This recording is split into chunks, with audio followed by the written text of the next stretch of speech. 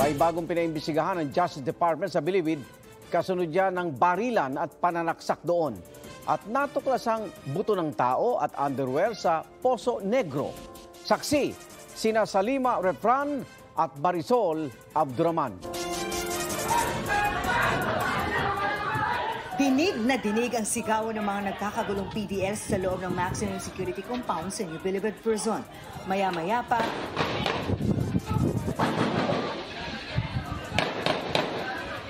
maririnig ang mga putok ng baril.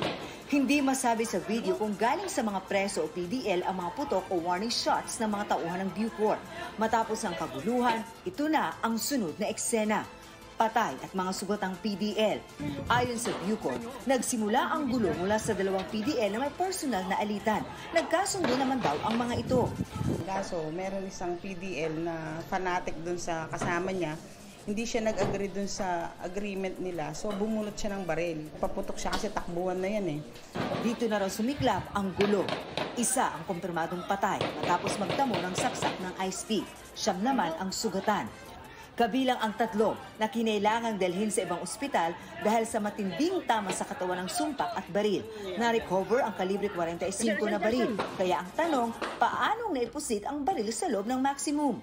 It seems na matatagal na itong mga baril. Kung makikita nyo pag sinorender nila, inaamag na. Patuloy daw na iniimbestigahan ang insidente, kasabay ng paggalugal sa dormitoryo kung saan nangyari ang kaguluhan. Samantala matapos mawala ang isang PDL noong July 15, muli namang hinukay ang septic tank sa loob ng maximum. Ininspeksyon ng Bucor itong septic tank na pinaniniwala ang mass grave dito sa loob ng maximum security compound sa New Bilibid Prison. Way back pa po, baunan na ng mga patay na PDL po yung septic tank na yon. Kaya po na-trace natin yun. May nakuhang brief at buto na isa sa ilalim sa forensics examination. Ginalugad naman ng search and rescue dog ng Philippine Coast Guard ang buong area ng septic tank. At ang video ito raw kung saan tumahol at nagwigil ang buntot ng aso ay indikasyon na merong ngang patay sa loob. Yun pala yung train na pag may naamoy, tatahol at saka magwiwigil. Sabihin kanina, may naamoy na patay po. Yes. Dinismantle ang nasabing lugar para tingnan kung merong ngang nakabaon dito. Ang Justice Department na nakasasakop sa Bucor nag-utos ng mas malalim na investigasyon sa mga nangyari sa Bilibid. I'm expecting a comprehensive report at the end of the day from Director General Katapang. Yung nawawalang PDL nahanap na, patay, decapitated. Maaari raw konektado ito sa mga napaulat na patayan noon sa Bilibid. Matatanda ang may nadiskubre noong nakaraang taon sa isang punerarya malapit sa Bilibid na 200 bangkay na mga presong namatay umano noong panahon ni dating Bucor Chief Gerald Bantag. Pero nang tanungin kung posibleng may kinalaman ang huli dito, sabi ng Justice Secretary, Di namin alam. We cannot conclude at once.